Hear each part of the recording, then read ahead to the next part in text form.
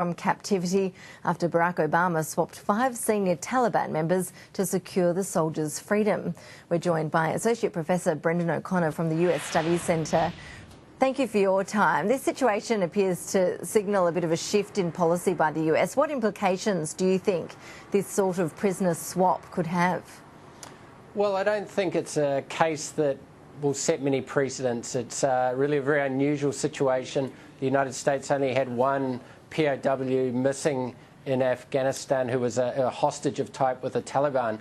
So it's not, I suppose, one of those cases you can say it's going to lead to other prisoner swaps, but it will create some sense that the United States maybe has to negotiate with the Taliban, that's a reality, even though it did it in this occasion through Qatar, a third party.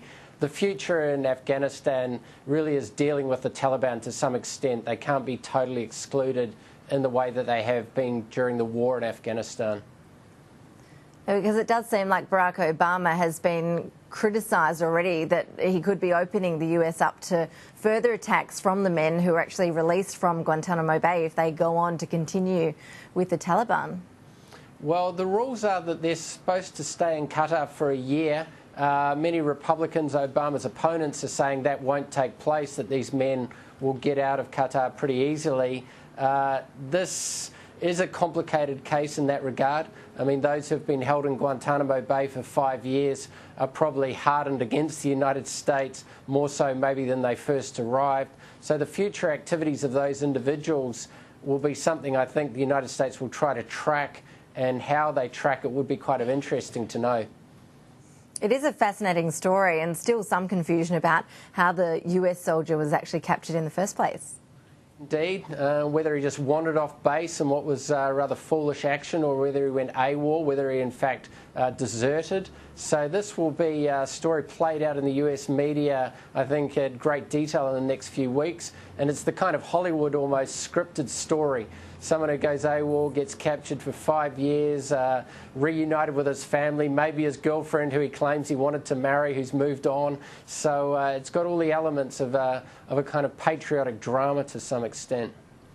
Yeah, we'll watch that space. Just finally, Tony Abbott has announced he's going to be holding his first meeting with Barack Obama on an upcoming trip abroad. What would you expect the priorities to be for those talks?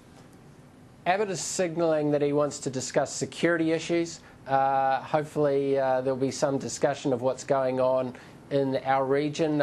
Tensions rising in some regards with relations between China and Vietnam, of course, and China and Japan. Hopefully Australia can say, look, there's maybe a time when you visit for the G20 in Brisbane to take a visit to China to cool the tensions. There's probably a role for Australia to play a bit of a kind of muse to America, hear its story, and then say, look, there's we don't want conflict in the region. I don't think any of the parties do, and tensions have probably got a little bit out of hand in the weekend at Singapore with some of these statements made. Plenty to talk about. Associate Professor Brendon O'Connor, we appreciate your time with us as always here on Newsday. Thank you. My pleasure.